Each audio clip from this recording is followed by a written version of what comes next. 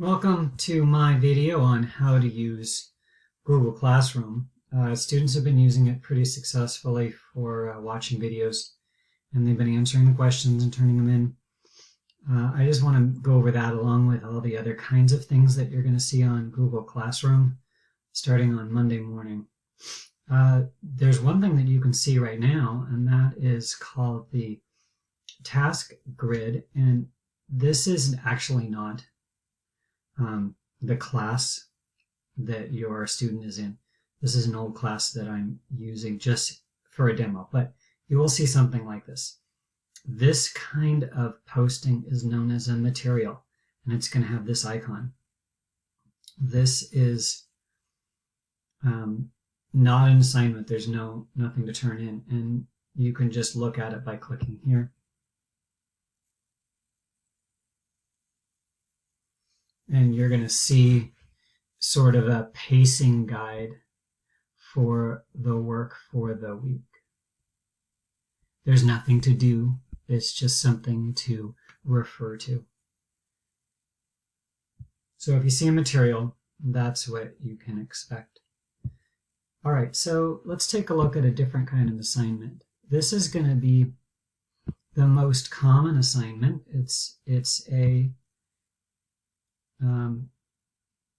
well, first of all, it's an assignment, and you know it's an assignment because you're going to see this icon. The other way to know that it's an assignment is that it says that it's assigned and that there is a turn in button.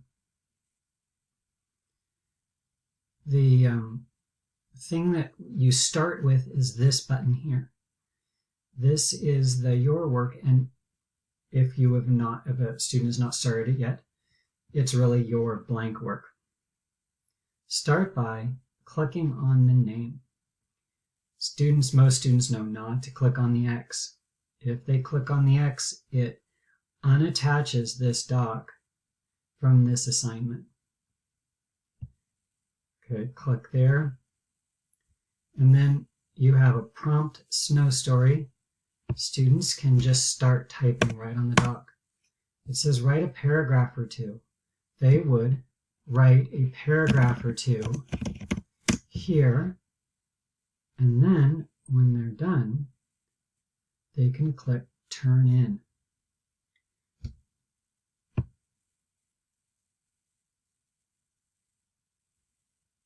Turn in your work. One attachment will be submitted for writing snow story. Turn in. They could have also turned in by clicking on the button here that said turn in. So let's say we want to go back and redo it. Unsubmit. Unsubmit to add or change attachments. Don't forget to resubmit once you're done. Unsubmit. So let's say you work on it one day and you want to come back to it another day. You can do that. Open it. Type on it some more. Close it.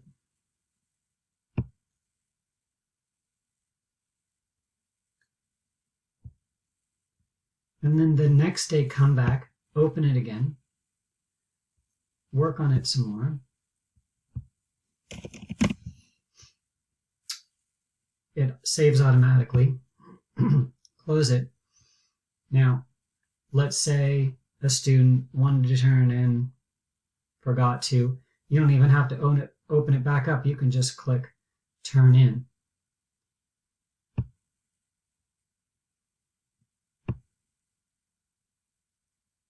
Once students click turn in, I can see from my computer that they have turned in their work. Whether they've turned it in or not, I can look at their work and give comments and feedback. Oh, one other thing. Sometimes there will be let's go back here. Sometimes there will be a math assignment that has a blank written like this.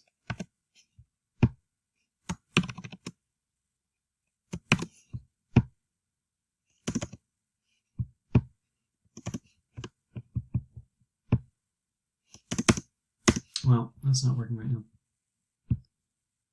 We'll come back to that later.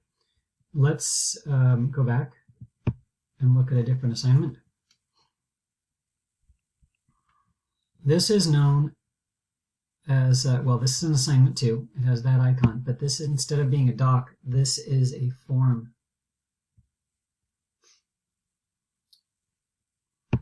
Click on the assignment there. Put in the answers. Blank times 4 plus 1 equals 1, so that would have to be 0.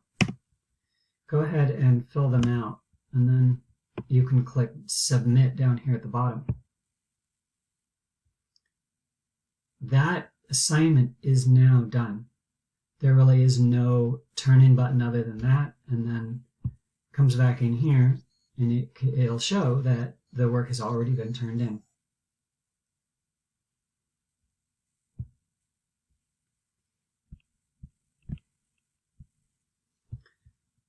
Students are more familiar with this one, working on this at home.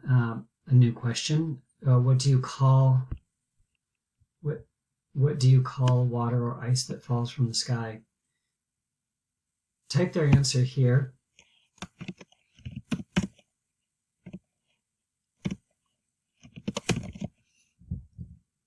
And then this gets turned in. When students write answers to questions here, they have basically completed the assignment. If they write comments down here, then that's not completing the assignment. Private comments over here, again, not completing the assignment. They're welcome to ask me a question about what to do right here in the private comments window. Once they've typed in their answer, they can click Turn In. They can go back and edit an answer most of the time, and they can see classmates' answers most of the time.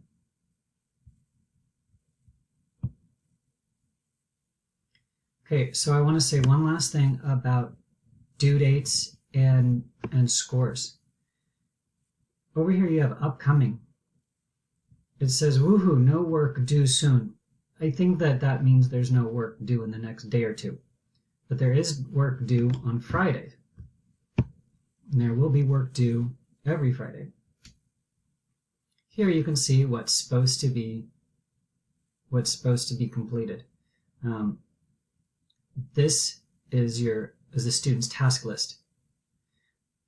I'm giving due dates so that when they click on View All here, they can see in a nice, neat list all of the things that they need to do for the week. If they do not finish all the work on Friday, that's fine. If they need to turn it in late, that's fine. If there's assignments that they do not do, that's fine with me, because parents are going to be the guide on this for work at home. And if you tell your student, I think I'm going to have you skip that assignment this week, then that's fine. That is how this is going to go. But I have those due dates as a way of helping out with pacing. I also have scores, how much an assignment's worth. Most are worth 5 points. But I am not giving grades.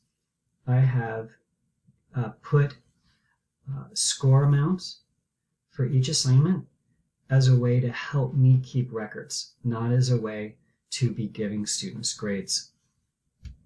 Okay, so that I think covers it for now. If you have any questions, please email me.